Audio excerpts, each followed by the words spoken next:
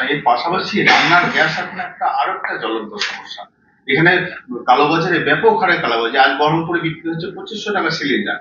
এর ভিতর থেকে আপনারা অবশ্যই আমরা প্রথম দিন থেকে নেমেছি, এবং কালোবাজার হচ্ছে মানে কি, এমন নয় যে গ্যাস নেই, তাহলে তো গ্যাস অমিল হতো। কেন্দ্র সরকার বলছে 2 মাসের জন্য গ্যাস আছে, আবার বেশি টাকা দিলে গ্যাস পাওয়া যাচ্ছে, তার মানে কালোবাজারি হচ্ছে। কালোবাজারি রোখার জন্য কেন্দ্র এবং রাজ্য সরকারের যে এনফোর্সমেন্ট ডিপার্টমেন্ট আছে তারা কি করছে, যেমন ভেজাল রুখবার জন্য, যেমন তোমার গিয়ে কালোবাজারি মজুদদারি রোখার জন্য, এই জন্য তো সরকারি ডিপার্টমেন্ট আছে।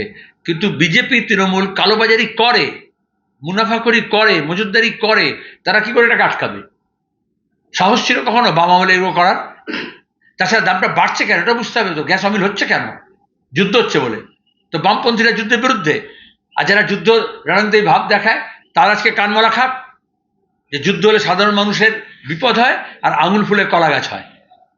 দ্বিতীয় বিশ্বযুদ্ধের সময় আমরা দেখেছিলাম, শ্যামাপ্রসাদ মুখার্জি যখন খাদ্যমন্ত্রী ছিলেন তখন এখানে এই কালোবাজারি, মজুদদারি, মুনাফাখরির জন্য, আকালের জন্য, মন্বন্তরের জন্য 40 লক্ষ বাঙালি প্রাণ গিয়েছিল। এই জন্য কখনোই বিজেপি দেখবে শ্যামাপ্রসাদ মুখার্জি যত নাম বলুক, কখনো প্রাক্তন খাদ্যমন্ত্রী এই কথাটা বলে না। তাহলে আজকে বিজেপির সরকার থাকবে, তৃণমূলের সরকার থাকবে, আর মুনাফাখরি কালোবাজারি হবে না।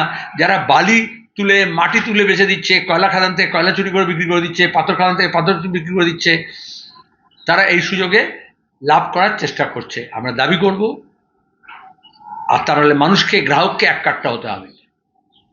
তাহলে হোটেল ব্যবসা উঠে যাচ্ছে লাটে, কারখানাও লাটে উঠে যাবে। এখন গৃহস্থের রান্না করার সুযোগ নেই, আবার কাঠ, কয়লা, গুড় ঘুটে তার চেষ্টা করছে। তাহলে বিকাশ আর উন্নতির নামে দেশ এগোলো না পেছলো?